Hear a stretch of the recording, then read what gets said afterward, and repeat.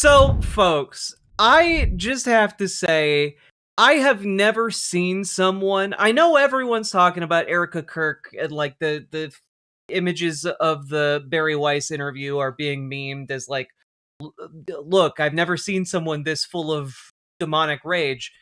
I counter that.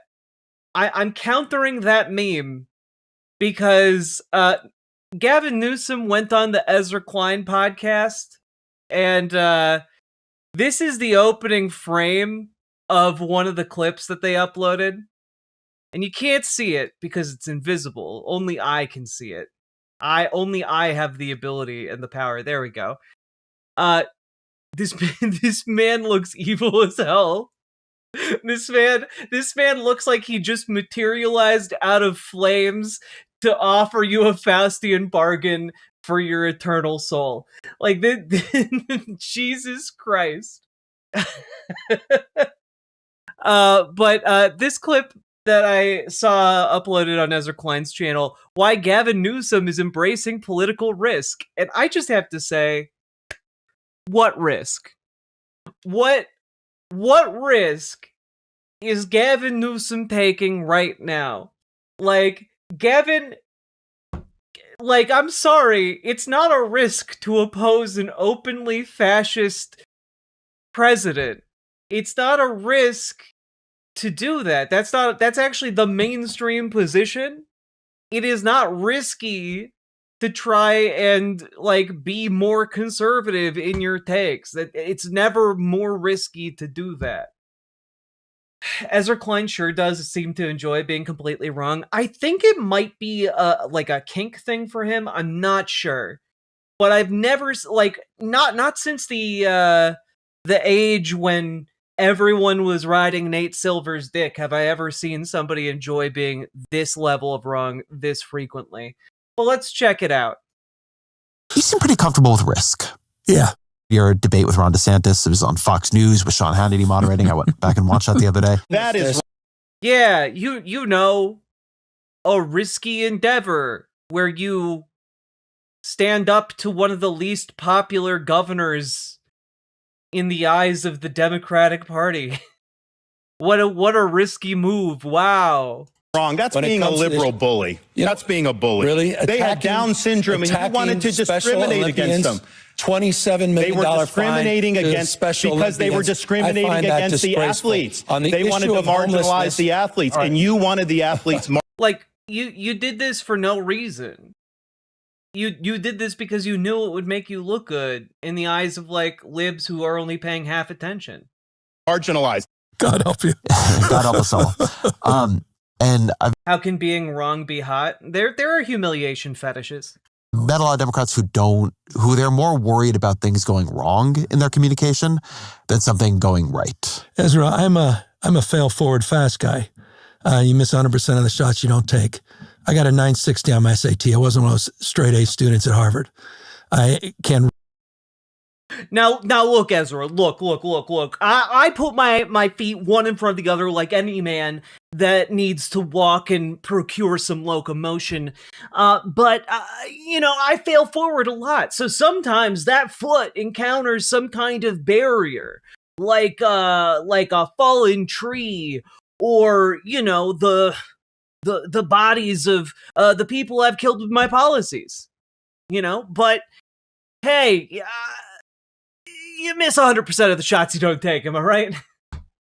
Like, I'm sorry, Gavin, it doesn't make you look good to basically be saying, hey, I'm full of failure. People don't want that in their president. Like, even Donald Trump pretends to be successful, man. Like, I don't care what his grade was on the SAT, and frankly, the fact that he's bragging about his SAT score as a grown-ass man is like a stunning indictment. Have you ever seen or heard someone who was successful talk about what they got on their SAT? No, because it's completely irrelevant. You've never seen me read a speech. I can't read a speech. Yeah, look, you guys think I'm a smart guy? You think I'm a smart guy? Look, I'm illiterate. I can't read. I can't read nothing. I have severe dyslexia, a learning disability that has defined me and who I am. My struggles, my insecurities, my anxieties, but also my willingness. But, like, I'm sorry. If you can't, like, if it's so bad that you can't read, what are you doing here? Reading is a really necessary skill for what the job you're trying out for. And, like, I know dyslexic people who can read. Like, I know that there are dyslexic people out there who struggle with reading, but they can read, right? I hope that that's what he means, but I genuinely don't know. Is to try new things and learn from my mistakes. Got a lot of facts you've been spitting me. How do you learn? It's just I absorb a lot. I observe. It's just harder. I have to do hundreds and hundreds of reps.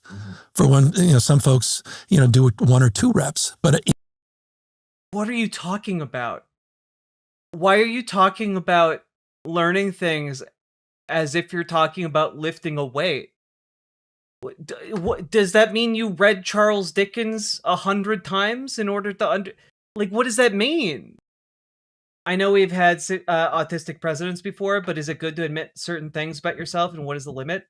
Look, it's fine to be open about your struggles, right? Like, it's fine to be open about your struggles. It's fine to be open about your disabilities, but when you're saying you cannot do something that is a key component of a really important job, that's a problem.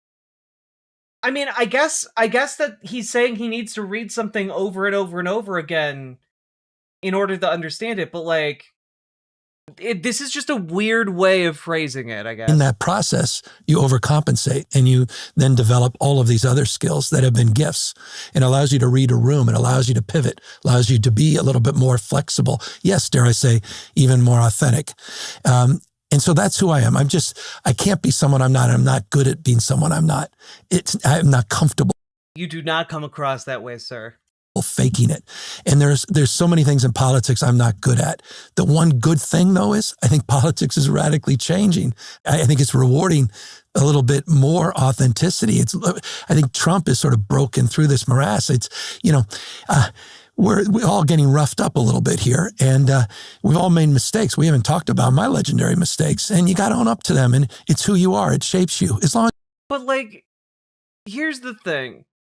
Yeah, people should learn from their mistakes, but I don't think making a bunch of mistakes is really, a point in your favor, right? Part of learning from the mistakes is preventing future mistakes. You learn from and don't repeat them. And so I'm just constantly trying new things. I don't have all the answers. I seek them. But again, with a willingness to fall flat on my face. And I try to govern in that space. And so I'll take the hits. We tend to be months or years ahead of others on a lot of issues. And that's risky. And you get a lot of arrows in your back. You aren't months and years ahead of other people in your state, man. Gavin Newsom is the centrist he's a centrist candidate. He is a conservative-ass Democrat. You are not decades ahead of your conservative competition, my guy. But you also pave the way for others to be smarter and learn from that and tack in a perhaps more electorally successful space. So I'm happy to be that guy. Paladin. I don't need to be president. There's not about that. I didn't wake up with some strategic plan. The idea that I'm even sitting here and people talk about this that's beyond me. I thought I went last through a recall. You talk about humility. Seeing your name on a recall ballot, having your kids, one of my kids had to be homeschooled. You're homeschooling your kids, right? So if one of your kids had to be homeschooled, is that how they were became a Kirkhead? They're carrying the flame for Charlie Kirk. You were just guffawing it up with him. You thought it was just great that your children loved his content. The guy who said stoning gay people was God's perfect law. Yeah, okay. Because it was so humiliating. But I guess that was a mistake. humiliating for her. Can't go outside. You can't walk the streets without seeing signs. And getting through that and getting the other side and dealing, I mean, this has been a hell of a 7 years as governor of California. I mean, the most blessed and cursed state, from historic wildfires and droughts and floods and, unrest, social unrest. I'm one of the few governors left in the COVID era. There's only a handful of us that could talk about all those scars and the mistakes that were made and the lessons learned and the humility that comes with that. And so I'm on the other side. And I think people, if you've noticed anything about me, is you feel that a little bit. But I'm smash mouth about some of this stuff. I think Trump is one of the most destructive presidents and human beings in my. What is, I'm sorry, maybe I'm too young. What does smash mouth about this stuff mean? I've never heard someone use smash mouth outside of the proper noun. So, can anyone translate? My lifetime. I think this republic is at real risk, this country being unrecognizable. He doesn't and have I have no patience for people that want to indulge it. I can't stand the crony capitalism. I can't stand all these supplicants that are. You can't stand the crony capitalism, my guy. You're like the poster boy for it. They're sitting there bending the knee to this president. I can't stand the universities that have done that, the law firms that have done that, the individual corporate leaders that have done that, the other governors maybe. He's like, Gavin Newsom is like the guy behind third way think tanks. He's the guy they're all targeting with their policies. He's going to be first in line to throw trans people under the bus. Democrats and Republicans that have been complicit at this moment. This guy is reckless. He's wrecked this country. We'll not have a fair and free election if we don't continue to fight. That's what matters to me, seriously. I'm the future ex-governor, and who the hell knows what happens the rest of my life, except one thing I know that matters in the rest of my life is I have to look at my kids in the goddamn eye. I mean that. Seriously. That's not like a politician thing. To look them in the eye and say that not a peril of being judged, not to have lived in the moment. So that's what animates me, but it's not some grand plan. So paradox, bring it on. Contradictions, bring it on. Contradictions, but that I think I can explain, perhaps. Evolutions, we didn't get into trans sports. That's an issue. Oh, God. I think him saying that he's smash mouth means that somebody once told him the world was going to roll him. And as he previously admitted, he's not the sharpest tool in the shed. True. Paladin, thank you for being the first person to support stream today. And for that reference. But also, notice how I say he's the first in line to throw trans people under the bus. He brought up trans people in sports. Because Ezra Klein wasn't doing it. And he needed to make sure he threw a trans person under the bus. No one wants to hear about, because 80% of the people listening disagree with my position on this. But it comes from my heart, not just my head. It wasn't a political evolution. It was position. That makes it worse. You understand that makes it worse, right? Look. My racism didn't come from my didn't come from my head. It came from my heart. That makes it worse.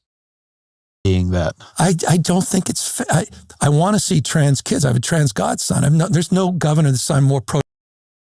You have a trans godson, a kid who, if something happened to their parents, you would become that trans boy's guardian. And then you would be willing to look him in the eye and tell him he can't compete in sports. You'd be willing to look him in the eye and force him to go compete on the girls' team. What the fuck? What's a godson? It's like a quasi-religious title, but basically becoming a godfather to a child or a godmother to a child basically is saying, if the parents of this child die, I will become the caretaker of this child. I will be their guardian in your stead. It's a very, almost sacrosanct responsibility. And I'm genuinely, this is disgusting. Trans legislation than I have, and no one has been a stronger advocate for the LGBTQ community. But you have to accommodate the reality of those whose rights are being taken away as we advance the rights of the trans community in terms of the fairness of athletic competition. And I just think that's not a bigoted position. And it's an example. If you think it's not a bigoted position, Gavin, I want you to imagine having a conversation with your godson where you tell him he has to play on the girls' team because you think it just wouldn't be fair. Like, I'm sorry. You cannot have that conversation with a child, looking them in the eye, and feel like you are being the not bigoted one in that equation. Of some of the things I've been saying about being judgmental, dismissing people, throwing that person out of the party. I mean, you are literally throwing someone out of a party by putting trans kids out of sports, Gavin. You threw them out of the groups they were going to associate with. I want to talk cancel culture. I've lived it on that issue alone, despite a record of 30 years. Want to stress again, Ezra Klein didn't even bring this up, and I have no love for Ezra Klein, but this is all entirely self-inflicted by Gavin here. And people are willing to say, I'm done. Friendships I lost on that position. Yeah, it turns out people care about trans people. People care about trans people being treated equally and with respect. And you're finding that you're incapable of doing that, and you're like, but guys, I might not be capable of respecting trans kids, but, you know, like, that's not bigotry. Haha. Get the fuck out of here. And that position, by the way, came to me 2 years prior, where I had to try to accommodate for a trans athlete and another athlete that were in the state finals in track and field, and they both dropped out because we couldn't figure out a way to make it fair. And it was so unfair to both their families. Broke my heart. And I tried for 2 years to figure out, how do we do this? And so I was asked, is it fair? I'm like, I don't know. What's the alternative to limitations on the sports stuff? The alternative is embracing, like, the regulations that have existed for, like, the past 20 years, like, related to trans participation in sports. Like, trans people have been allowed to compete in the Olympics for, like, the last 20 years, up until the more recent round. And if the idea that trans athletes would dominate the sports they're in had any traction whatsoever, then trans people would be dominating sports at the world level, and they just aren't at all. And on top of that, like, it gets even easier when you're talking about trans kids, because, like, trans kids can get on puberty blockers. They can delay their puberty until they're sure. At which case, like, if you're a trans boy, you know, and you're on puberty blockers, you haven't gone through a puberty that differentiates you yet. If you're a trans girl and you're on puberty blockers, you haven't gone through a puberty that differentiates you yet. And so, like, on top of that, like, puberty blockers, they work. And also, the some of the regulations, I used to know this a lot more firmly, but, years ago, when we went through all these studies. But on top of that, like, you can just have someone on HRT for about 1 year to 2 years. The science of trans sport, as we know it, there isn't like there's no way to reach parity. That doesn't exist, right? Because the science shows us that after 1 to 2 years, muscle performance aligns roughly with where someone would be if they were, a cis woman or a cis man. It takes about 1 to 2 years to reach that through, the introduction of hormones. It is not, like, I'm sorry, this isn't like an unexplored problem. This is standard right-wing bullshit. Suggesting one group is losing their rights at the expense of another just by wanting equality under the law. Mm-hmm. Exactly. My only concern is that Republicans are trying to back us into a corner on this. There isn't, like, that's only a problem if you think that the corner is not a good place. Right? Like, the way to not take the bait on this is just to say, yeah, no, it's fine. It's fine for trans kids to participate in sport. It's fine for trans adults to participate in sport. It's fine. You know? Like, they're like, it's okay. And if you want to have rules that enforce a level of fairness, just stipulate that, people have to be on 1 to 2 years of HRT. That's it. And that's a pretty easily trackable thing. And also, like, over time, the science will get more accurate. We'll know if it's closer to 1 year, 2 year and a half. But, like, this entire issue was designed as a wedge issue to drive, a gaping chasm between factions on the left. And the people taking the bait are people like Gavin Newsom. The baseline position is, no, let him play sports. It's fine. Also, like, if the difference between the genders is so profound, or, like, rather, so, like, sacrosanct that we need to, like, protect people, then perhaps we need to get rid of, like, gendering sports altogether and just switch to weight classes. Other sports do weight classes. It seems like it'd be relatively fine. There are going to be girls that are better at football than some men. There are going to be some boys that are better at some sports than girls. Like, again, if the concern is over fairness, then, like, an arbitrary differentiation between two different sports based on gender, that's silly. Like, yeah, there shouldn't, like, why have women's chess? Trans women are getting banned from playing women's chess.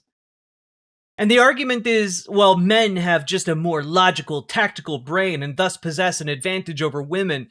And it's just such utter bullshit that is just a perpetuation of the patriarchy. That's all it is. It is a perpetuation of age-old stereotypes that are not borne out, by the way, when you look at the wider world. Why was sports gendered to begin with? Largely because women started winning at sports and it embarrassed the men that participated in those sports, and so they became segregated. Like, unironically. But no, Gavin Newsom, he's not bigoted. I don't know how to make it fair. He's not bigoted. He's just taking the bait put out for him by, bigots. But these people just want to survive. Where's our grace and dignity about this community? And at the same time, so this is life. It's not linear, circulinear. It's not just politics. And I think I just want to bring a little life back to... No, Jack, it's because if women and men were combined, the historic oppression of women would be no women in the sport. I don't believe that. I think that's cope. My politics, I got a year left. I got an expiration, sell-by date. I'm on a milk carton. And to the extent I want to hold the line and push back against Trump, I'll take no backseat to anybody else. And to the extent one you want to throw me into the mix with these 12 other remarkable leaders, that they're all friends. I'm going to see them all tomorrow. Yeah, but Nimbleline, I understand why women's chess exists, right? And I understand that it exists to encourage women to play chess. I get that, right? I understand, the patriarchy pushes women out of certain spaces. But the solution there isn't to segregate a different league for women. The solution there is to bar open misogynists from playing the sport. Like, I'm sorry, if you are incapable of being a good sportsman, get the fuck out of the sport, right? Like, the solution there is giving a damn about your own sport enough to make sure the people who are being shitty as fuck are no longer part of it. Like, so my entire thing is, like, I understand why the women's chess exists. I get it. But also, I think it's high time that instead of segregating the sport, we combine it and just kick out and bar from competition people who are incapable of being human beings to one another. The DGA, half of them governors, the other half great senators and legislative leaders in Congress.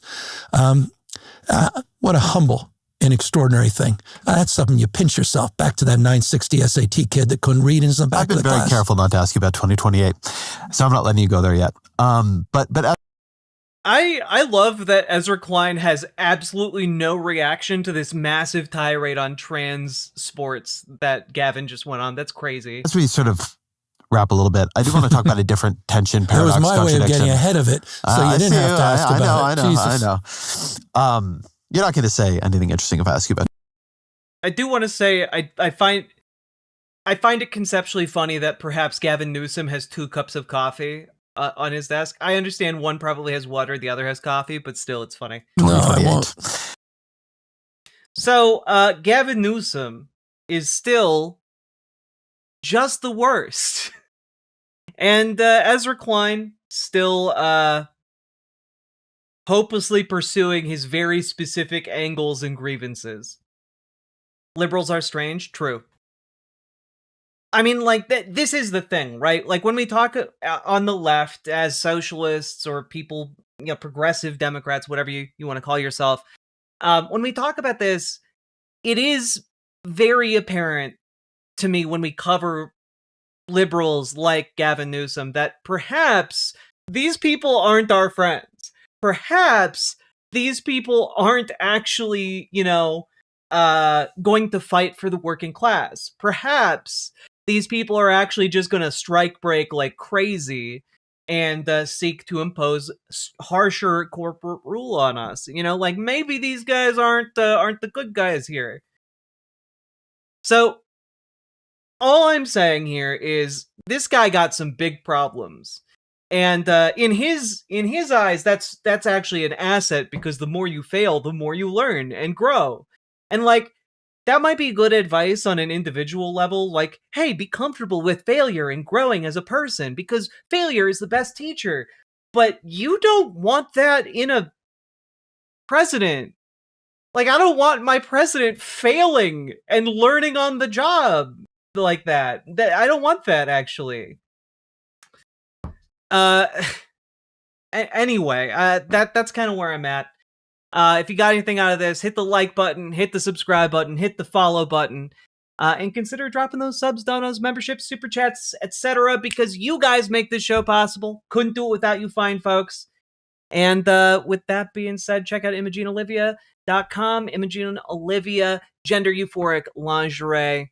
It's designed from the ground up with trans femmes in mind. You can check it out. Again, ImogeneOlivia.com. We tested it with cis men, cis women, non-binary folks, and the reviews are in. Very comfortable, very fashionable. I'm wearing it right now. And folks, link down in the doobly-doo. Let's keep on going. Riverboat Jack is coming to town. All the viewers gather around. Twitch and YouTube and swishy streams. All that content is bursting the seams. Politics, gaming, plenty more. Your sense of fashion you'll adore. So grab your stuff and hop aboard.